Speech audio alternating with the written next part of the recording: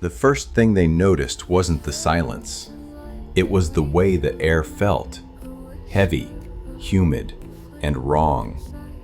By the time the search team found what was left of the camp, the forest had gone completely still. No birds, no wind. Even the river that used to run wild through those trees had thinned to a whisper, like it was holding its breath. The tents stood exactly where the maps said they would, untouched, zippers still closed, sleeping bags rolled tight, coffee cups half full and cold. It looked less like an abandoned camp and more like the people inside had just stopped existing. On the ground, half buried under pine needles, was a journal. Soaked, pages torn but legible. The last entry was short, only 6 words. They told us not to cross. And just below that sentence, the writer had drawn something. A pattern of 3 circles connected by thin lines, like a symbol scratched into the dirt. When the rangers showed it to the elders from the nearby reservation, not a single one would speak. They just nodded, turned their backs, and left the room. That night, the lead ranger couldn't sleep. He replayed every line of that journal in his head, every warning the locals had given. How they'd said the woods beyond the old river weren't just sacred, they were alive. And that once you crossed into them, the forest remembered you. It didn't matter if you came with respect or reason. If you ignored the old boundaries, you belonged to it now. When morning came, the ranger took a drive back to the site, alone. But the road that led there was gone. No tire marks, no path, not even a clearing where the forest had once been cut away. Just endless green, dense, unmoving, unbroken. He said it best before he retired.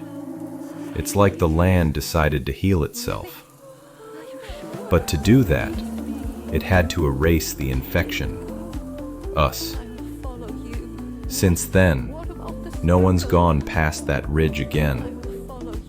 The trails that used to lead there have vanished from every park map. And when locals speak of it now, they don't call it by name anymore. Before the silence came, before those trails were erased, Pine Ridge Forest was known as one of the most beautiful stretches of land in the Northwest. 100 miles of untouched wilderness, glassy lakes, towering pines, and ridgelines that caught the first light of dawn like blades. The kind of place hikers dreamed about, and locals avoided. You see, long before it became state property, those woods belonged to the Lakota people. To them, Pine Ridge wasn't a park. It was a boundary, a natural border between the land of the living and the places where the old ones said the earth still dreams. There were stories, warnings, passed down through generations. Not ghost tales meant to scare children, but instructions. Rules for survival. Never cross the river after sundown. Never leave food or blood in the northern basin. And never, under any reason, follow the lights between the trees. But time changes how we see things. When the government declared the area public land, those stories faded into folklore. Hikers posted selfies where ceremonies once took place. Campers built fires beside burial stones older than the country itself. And the park rangers, most of them newcomers, treated the old warnings like local superstition. That's when the reports started. People vanishing without trace. Campfires found still burning, but no gear around them. GPS units malfunctioning deep inside the forest. Compasses spinning like magnets gone mad. Local newspapers didn't say much. Missing hikers weren't exactly rare in a place like this. But to those who lived nearby, the families whose grandparents had told them why those woods were sacred, it wasn't a mystery. It was a pattern. They said the land had been restless since the surveyors arrived, that something beneath the roots had been disturbed, and it was awake again. The park authorities, though, didn't want legends. They wanted progress. They needed new trails mapped, new campsites opened. So they called in a small team, 3 men and 1 woman, all professionals, trained to navigate wilderness most people wouldn't even drive through. Their job was simple: mark a new extension trail deeper into the ridge. Simple. Until they crossed the river. Officially, the expedition was routine. The state needed updated topographic data for a new hiking expansion, and Pine Ridge was one of the last unmapped sections. The team wasn't made up of thrill seekers. They were professionals, surveyors, rangers, and 1 environmental researcher. They'd all been briefed on local folklore, and they all laughed it off the same way. Because to them, science didn't leave room for curses. They were led by Daniel Holt, mid-40s, veteran ranger, a man who trusted data more than whispers. His team included 2 surveyors, Blake and Moreno, and Dr. Lena Ward, a biologist documenting plant growth in isolated ecosystems. All well-trained, all confident. When they arrived at the outpost just outside the reservation line, they were met by a small group of locals, older men and women, quiet, reserved. One of them stepped forward, a woman named Mara. She didn't introduce herself as a guide. She didn't need to. Her words were more warning than welcome. If you go past the river, don't mark anything. Don't take anything. And if you hear your own name after dark, don't answer it. Daniel smiled politely, the kind of smile people give when they don't want to offend someone they don't believe. He thanked her, packed up his gear, and told his team to move out before sundown. To him, it was just another job. 3 days of mapping, 2 nights of camping, and then home. He'd done it a dozen times before. The forest didn't look dangerous. It was beautiful. Tall, still, sun filtering through green like stained glass. If anything, it felt too calm, as if the woods themselves were waiting for something. When they reached the river, Blake checked his GPS and frowned. The map showed a clear route north, but on the ground, there was nothing. No trail, just a line of red stones half buried in moss, stretching across the river like a border. Daniel crouched, brushing one of them with his glove. It was warm, almost unnaturally warm, like it had been sitting in the sun, though they were deep in shade. "Mark the crossing," he said. "We'll log it for the map." And just like that, they ignored the first warning, the one every local had repeated, the one carved into the oldest stories of the land. Behind them, the wind shifted, and somewhere, far back through the trees, something moved. They didn't see it, not yet, but from the moment they stepped over those stones, every path they thought they knew began to change. For the first few hours, everything went smoothly. Daniel marked coordinates, Blake logged terrain data, and Dr. Ward collected samples of moss from the river stones. The forest seemed quiet, too quiet for midday. They noticed it first when Blake tried to get a GPS lock. No matter where he stood, the device refused to hold a signal. It kept recalibrating, spinning the little arrow in slow, endless circles. He joked that the satellites must hate him. No one laughed. Moreno pointed out something else. The air smelled different. Not like dirt and pine, but faintly metallic, like old coins or rain before it falls. It hung low, sitting in their throats. Around noon, they came across an old wooden marker, half rotted, leaning sideways, covered in moss. Letters carved into it had faded, but a single word was still visible beneath the growth. Boundary. Dr. Ward knelt to take a photo. The moment her camera flashed, the woods answered with a sound. Faint, distant, almost like laughter carried by the wind. But when they turned, the forest looked as still as before. Daniel said it was probably an echo, the sound bouncing through the valley. Except there was no valley, and the direction the sound had come from didn't exist on any of their maps. As the sun dipped lower, small things started to feel wrong. Their trail markers, bright orange ribbons tied around branches, were disappearing. Not falling, not blowing away, just gone. Vanished as if someone was following behind them, silently removing every trace of where they'd been. Moreno suggested turning back before dark. Daniel shook his head, said they'd make camp near the ridge and finish early the next morning. He was confident, still logical. That was the last time he'd sound that way. As they set up tents, Dr. Ward heard something again. A faint knocking sound echoing through the trees, like wood against wood. Rhythmic, slow. When she looked toward the sound, there was nothing. Only darkness between the trunks, stretching deeper than her flashlight could reach. Later that night, Blake recorded his notes by the fire. His voice, calm at first, ended with a hesitation. "Feels like we're being watched," he said quietly into the mic.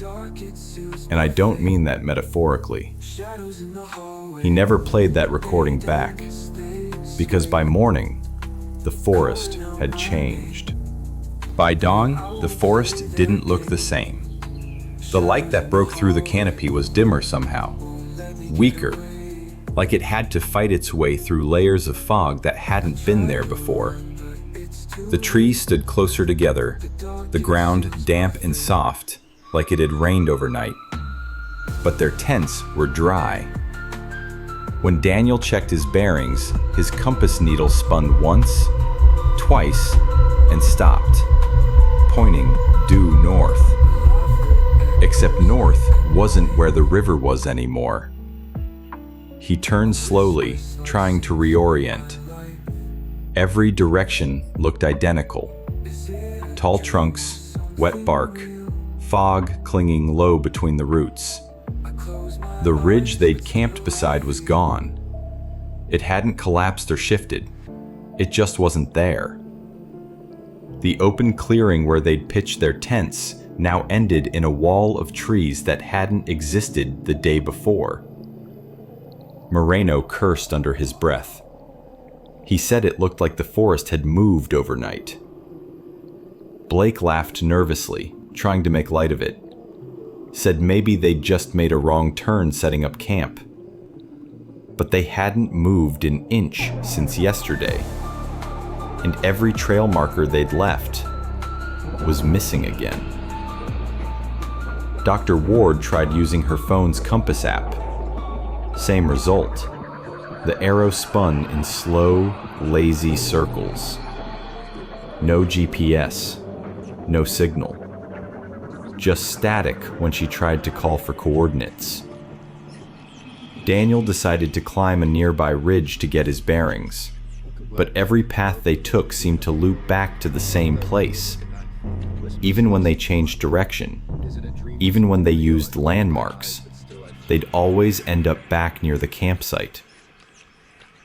It wasn't until late afternoon that they noticed something else. The forest was too quiet. Not silent, but wrong.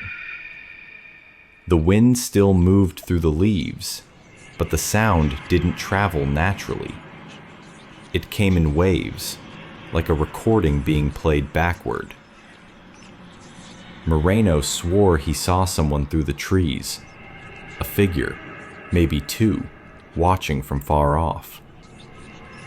But when Daniel aimed his flashlight, the beam just hit empty air. No movement, no outline, no sound of retreat. That night, they made a fire and agreed to head back at sunrise. No more samples, no more mapping, just get out. It wasn't superstition anymore. It was instinct. Dr. Ward wrote a note in her journal before turning in. The forest feels like it's watching.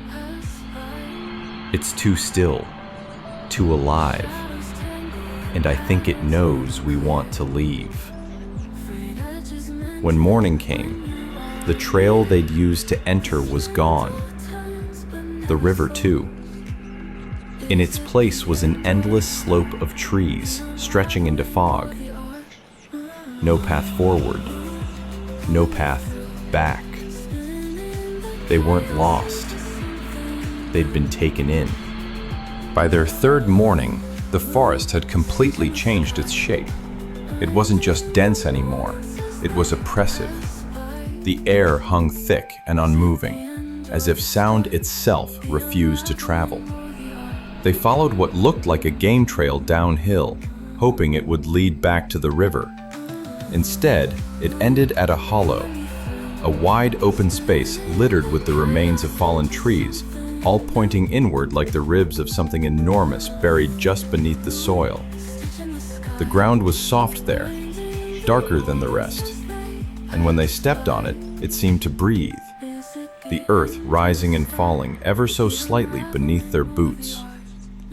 Dr. Ward crouched to collect a soil sample, but as soon as her spade broke the surface, the sound hit them. Deep, low, and resonant, like a groan echoing up from the roots themselves. Daniel froze. He held up a hand for silence. The sound came again, closer this time. Not wind, not an animal. Something moving. Blake raised his camera instinctively. Through the lens, the tree line looked distorted, like heat rising off asphalt. But as he focused, the shimmer shifted into a shape. Tall, thin, wrongly proportioned. It stood just beyond the mist, half hidden, swaying gently side to side like it was breathing in rhythm with the forest. Moreno whispered, "You see that?" Then the shape tilted its head, slowly, deliberately, and vanished between the trees. No sound of movement, no breaking branches, just gone. Dr. Ward backed away, clutching her pack, eyes wide. Daniel tried to rationalize it, said it could have been a mirage, an animal, even a trick of the fog. But when they turned to leave, they found something waiting at the edge of the clearing. A symbol, carved into the bark of a nearby tree. 3 circles connected by thin lines, the same pattern from the missing ranger's journal. And beneath it, a handprint. Long-fingered, deep, pressed so hard into the bark that sap still bled from it. They packed up fast, not speaking. Even their breathing sounded too loud, like it didn't belong there. As they moved, the forest seemed to shift around them. Trees realigning, shadows lengthening in the wrong direction. Then came the sound again. Not groaning this time. Footsteps. Pacing in circles around them. Measured. Patient. Always just out of sight. When Daniel called out, "Who's there?" the forest answered. His own voice came back to him. The same tone, the same words, only delayed. Whispered. from somewhere deeper inside the trees. That was the moment they knew. They weren't alone, and whatever was out there, it already knew their names. By the next morning, something fundamental had changed. Not just in the forest, in them. They hadn't slept. Every time they closed their eyes, they heard it again. Footsteps, pacing just beyond the firelight. Circling. Stopping. Waiting. Sometimes they'd hear their own names whispered from different directions at once. But when they shined a light, nothing. Daniel stopped giving orders. He moved slower, quieter, as if he didn't trust the sound of his own voice anymore. The air felt thicker now, heavy, charged. Static clung to their skin. Even the insects were gone. When Blake checked the footage from his camera, every clip after the third day was corrupted, filled with flickering white shapes moving between frames. Not fast, just standing there, half glimpsed behind trees, as if they'd been watching the entire time. Dr. Ward's journal entries became shorter. Her handwriting shook. "The forest isn't behaving like a forest," she wrote. "It's changing its shape when we're not looking." Moreno swore he'd seen the ridge again that morning, the same one they'd lost days ago, just 50 yards away through the mist. He ran toward it, shouting, stumbling over roots and branches. But when Daniel caught up, Moreno wasn't near any ridge. He was standing in the same clearing they'd camped in the first night. And the fire pit, the one they'd left behind 2 days earlier, was still warm, still smoldering, as if they'd never left. Time no longer made sense. Their watches ticked slower. The sun rose, then fell, then rose again, all within what felt like a single hour. Every path looped, every direction circled back. Every sound seemed to come from inside their own heads. By nightfall, their food was running out. But that wasn't what terrified them most. It was the realization that the forest wasn't just confusing them. It was reacting to them. The more they panicked, the thicker the fog grew. The more they shouted, the deeper the echoes went. Every emotional spike seemed to feed it, like it was learning, adapting, listening. At one point, Daniel thought he heard a radio crackle, a faint voice calling through static. "Ranger Holt, do you copy?" He grabbed the transmitter, desperate. "Copy, this is Holt. Where are you transmitting from?" Silence. Then, faintly, "Behind you." The voice was his own. That was the last time anyone spoke out loud. From then on, they communicated with gestures only, afraid that sound itself had become bait. And as the final light of day vanished behind the trees, the forest shifted again.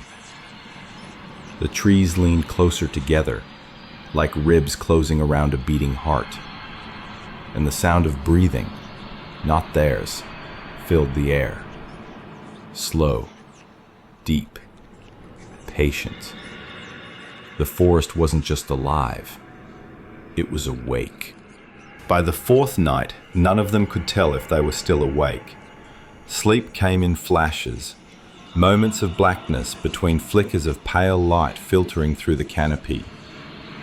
When Dr. Ward opened her eyes, she wasn't in the camp anymore. She was sitting at the base of a massive cedar, one she hadn't seen before, its trunk carved with hundreds of markings, symbols, circles, lines, all connecting, forming something like a map, or maybe a record.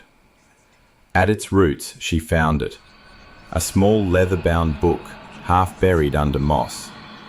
The pages swollen from years of moisture. The missing ranger's journal. The first entries were what you'd expect.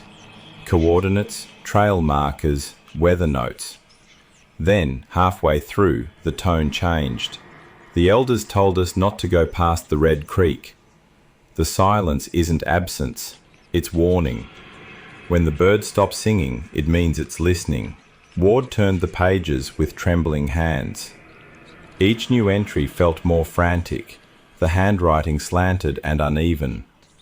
It doesn't move when you look at it directly, but when you blink, it's closer. The forest rearranges itself to protect it. Or maybe it is the forest. The final page was written in something darker than ink. If you hear your own voice calling, don't answer. She looked up from the journal and froze. Everywhere she turned, the same markings covered the trees. The same circles, over and over, burned into the bark as if by heat. The entire grove was a shrine, and at its center, the thing from the clearing. It stood motionless, tall as the cedar itself, its body blending with the wood and mist, as if it had grown from the soil. No eyes, no mouth. Just the faint outline of what used to be human, stretched, absorbed, and returned to the forest. Blake's camera light flickered on behind her. He whispered her name, but the sound came from her left, then from behind her, then from everywhere at once. When she turned, Blake was gone. Only the camera lay on the ground, still recording. She ran, clutching the diary to her chest, whispering the words over and over. When the bird stops singing, it means it's listening. But now there were no birds left to warn them, only the wind and the soft crack of branches bending where no one stood. She didn't realize until later the grove had been built around the ranger's last camp. They were standing exactly where he'd vanished, and the forest had simply continued his story. Weeks later, the search teams came. Helicopters circled the ridge, ground units swept the valleys, dogs combed every ravine for miles. They found the camp, torn, scattered, half swallowed by the forest, but not a single trace of the team. Their tents were still standing. Dr. Ward's journal lay open beside the fire pit. The last line read simply, "The silence moved closer tonight." Blake's camera was recovered 50 yards away, still powered, its battery drained only halfway. The footage showed them sitting by the fire, whispering, eyes darting toward the trees. Then static, then frames of movement, the tree line bending inward like a closing fist. After that, nothing. The official report blamed a landslide, said the group must have been swept downstream, their bodies carried off by the river. But locals didn't buy it. They knew what the elders had always said, that the land doesn't take people for no reason. Over the next few months, rangers reported new symbols carved into trees miles from the site. Always the same 3 circles, sometimes arranged in spirals, other times in rows, like coordinates leading deeper into nowhere. One ranger, during a night patrol, claimed he saw movement just beyond his floodlight. Tall, still, like a tree that wasn't supposed to be there. When he turned back, it was gone. Only the silence remained. After that, the state closed the trail permanently. The map now shows it as Restricted Habitat Zone. No camping, no hiking, no entry. But if you talk to the tribal elders who still live near the foothills, they'll tell you the truth. The forest isn't angry. It's protective. And what it protects is older than language. Something that lives in the quiet, waiting for those who ignore the warnings. And every once in a while, when the mist hangs low and the woods go still, you can still hear it breathing. Not wind, not water, just the forest. remembering. When people talk about disappearances in the wild, they always look for explanations: weather, predators, terrain. We want to believe nature plays by rules, that everything can be mapped, measured, and predicted. But sometimes it feels like the land remembers what we forget. That before roads and signs and GPS, there were boundaries drawn by something older, and we just stopped listening. The tribes who lived here never called the forest cursed. They called it sacred, a place that keeps balance in ways we were never meant to understand. When they said not to go past the Red Creek, it wasn't superstition. It was respect, a warning to stay out of what doesn't belong to us. And maybe that's why the silence still lingers there, not as a threat, but as a reminder that some places don't want to be explored. They want to be left alone. The footage, the reports, the symbols, they've all been archived now, sealed in a case marked unresolved. But every so often, hikers still wander too far north. They say their compasses spin, their radios pick up voices that sound like their own. And when the wind dies completely, the woods go quiet. That's when it begins again. The same story, retold by a forest that never forgets. So if you ever find yourself deep in the pines and the birds suddenly stop singing, don't wait to find out why. Turn around, leave the trail, and listen to what the silence is trying to tell you. Because it's never just silence. It's memory, it's warning, and it's still waiting.